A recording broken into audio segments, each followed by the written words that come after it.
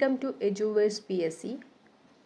June 15-16 തീയതിയിലെ current അഫയേഴ്സാണ് നോക്കുന്നത്. നേരിട്ട് ടോപ്പിക്കിലേക്ക്. ഇന്ത്യ തദ്ദേശീയമായി വികസിപ്പിച്ച ആധുനിക ഡ്രോൺ രുദ്രാസ്ത്രം പ്രതിരോധ രംഗത്തെ സ്വകാര്യ കമ്പനിയായ solar defence and aerospace limited ആണ് വികസിപ്പിച്ചത്. പേര് മറക്കരുത്, രുദ്രാസ്ത്രം. ഒറ്റപ്പെടൽ അനുഭവിക്കുന്ന വയോജനങ്ങൾക്കായി അവതരിപ്പിക്കുന്ന പുതിയ പദ്ധതി സല്ലാപം.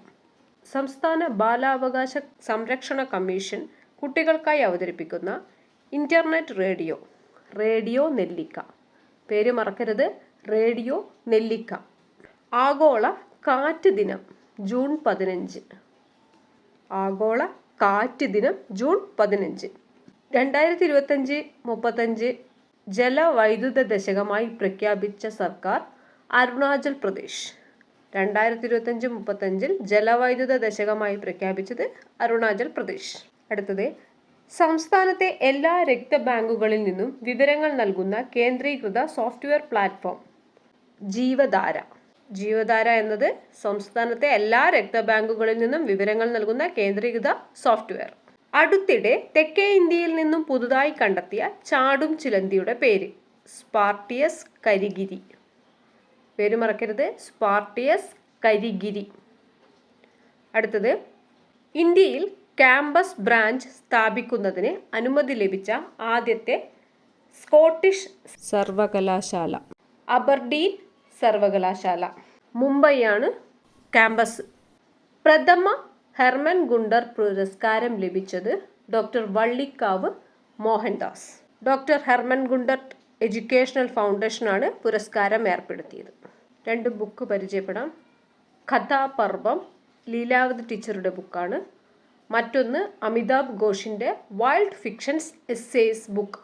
അടുത്തത്, 2005 ദേശീയ ദുരന്ത നിവാരണ നിയമത്തിൽ നിന്നും 13-ാം വകുപ്പ് ഒഴിവാക്കി നിയമം ഭേദഗതി ചെയ്തു കേന്ദ്ര സർക്കാർ.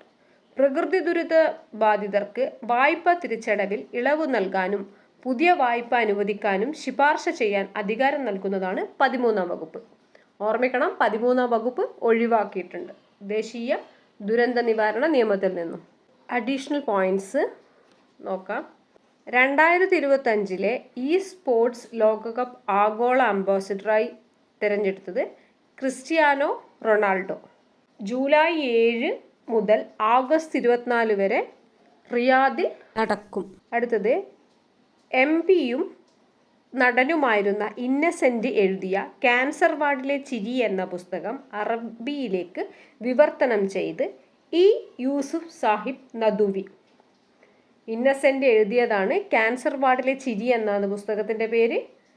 അറബിയിലേക്ക് ഇപ്പം വിവർത്തനം ചെയ്തത് ഇ യൂസുഫ് സാഹിബ് നദുവി. അടുത്തത്, ഇന്നത്തെ ക്വസ്റ്റ്യൻ, കേരളത്തിൻ്റെ പുതിയ കടൽത്തീര ദൈർഘ്യം. ഉത്തരം കമൻറ്റ് ചെയ്യുക. ഇന്നലത്തെ ചോദ്യം, വിദ്വേഷ പ്രസംഗം തടയാൻ നിയമനിർമ്മാണത്തിന് ഒരുങ്ങിയ സംസ്ഥാനം. ഉത്തരം കർണാടകം. Thank you.